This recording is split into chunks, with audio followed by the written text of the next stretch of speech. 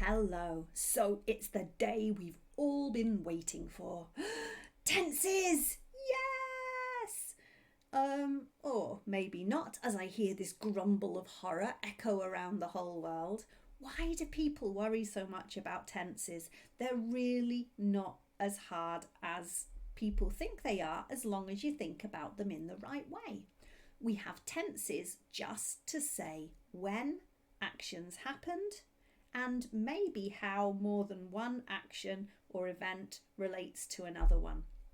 So, what's the easiest way to think about this? It's visually on a timeline. So, let's go over and have a look at some timelines. So, today, this is just a very quick overview of the basic tenses in the present and past tense. We'll do the future on another day, and how they kind of relate to each other.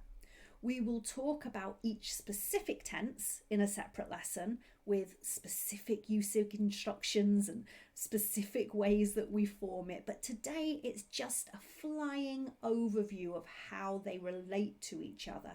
So you've got an idea of which one you should probably be using. So let's start.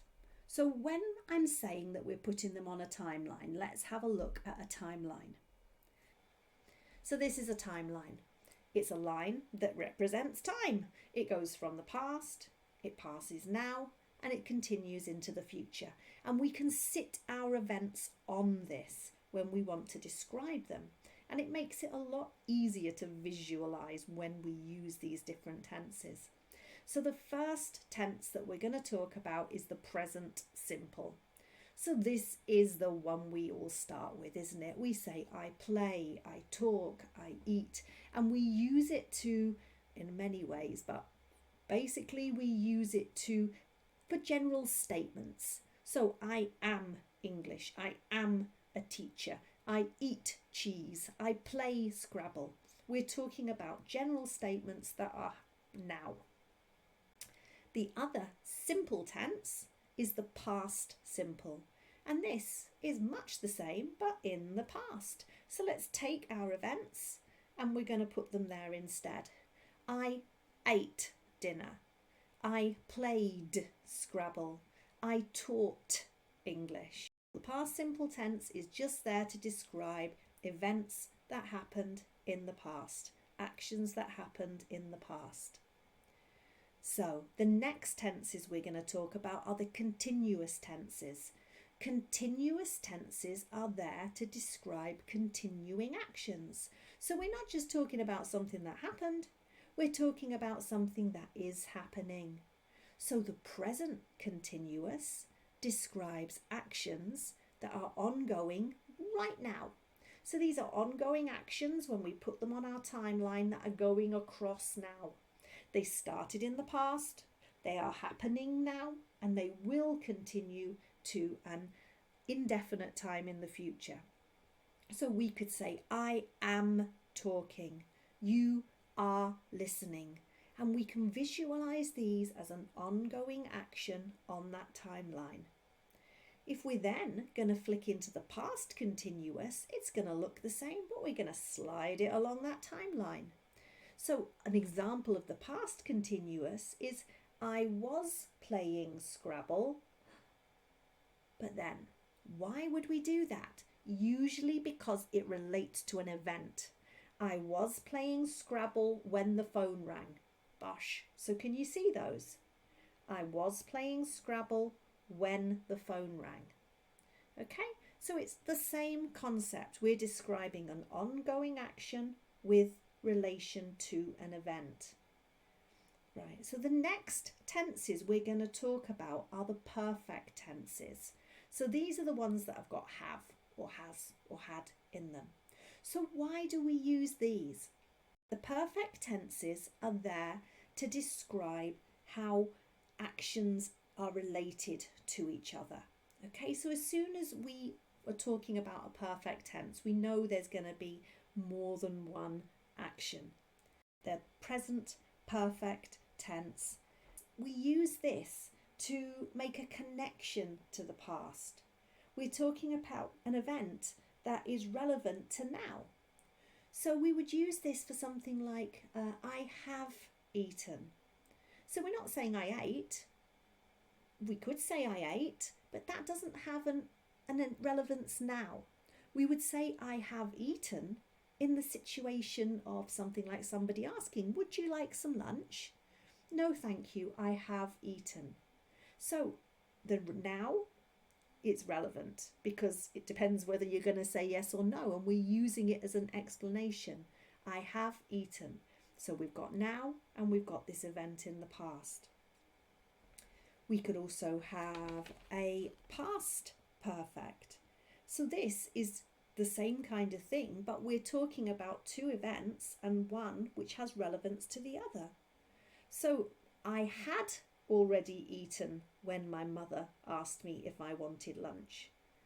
Do you see? So the second event, my mother asking me if I wanted lunch, the first event, the answer to that was relevant. So we use the perfect tense. I had already eaten when my mother asked me if I wanted lunch. So can you see we've got those two events? This time they're pushed back in time, but the answer or the first part has relevance to the second part. We can also use this with regards to the continuous. So we can have a present perfect continuous. Oh, these are getting messy now, aren't they? So if we're present, then we know that the relevant event, the irrelevant thing is now because it's the present perfect continuous. It's a continuous tense, so we know there's going to be an ongoing action in there somewhere. And it's a perfect tense, so we know it's going to be showing a relationship between these things. So I could say, for example, I have been playing Scrabble. So when would I use this? It shows that I have been playing Scrabble. It's an ongoing event. I was playing Scrabble, but it insinuates that I have finished now. So it's the same as the continuous tense. I am playing Scrabble, but it's moved just a little bit back along the timeline so that it finishes now. I have been playing Scrabble. So we use this present perfect continuous to kind of describe an ongoing event that is finishing now as we speak. We can also have a past perfect continuous, and this does much the same thing, but instead of the end of the continuous event being now, it's in the past, because it's not the present perfect continuous where it ends at the present, it's the past perfect continuous where it ends in the past. And because it's perfect, it's got a relationship between more than one event or action. So we can, as an example of this, I can say, I had been playing Scrabble when the phone rang. So it shows that there was an ongoing action and the action finished when the phone rang. So we would have used in the normal past continuous, I was playing Scrabble when the phone rang. That puts the action in the middle of the game of Scrabble, in the middle of the action of playing.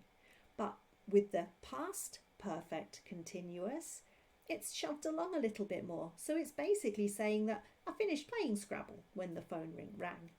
I had been playing Scrabble when the phone rang, but I had to go out then. Okay? So obviously you're not going to get all the nuances of these different tenses from this 2-minute explanation. But what I would like you to take away is a concept that tenses are there to explain when things happened and how they happen in relation to each other, and that the easiest way to think about these is by looking at them on a timeline. So we are going to have a whole different lesson on the future tense, on the future tenses, may I say, and also we're going to have a whole section of lessons, a whole group of collection of lessons on all the different aspects of these. But I hope that gives you a rough idea of how you can go about thinking when you might need to use them. Fantastic. Brilliant. See you again soon.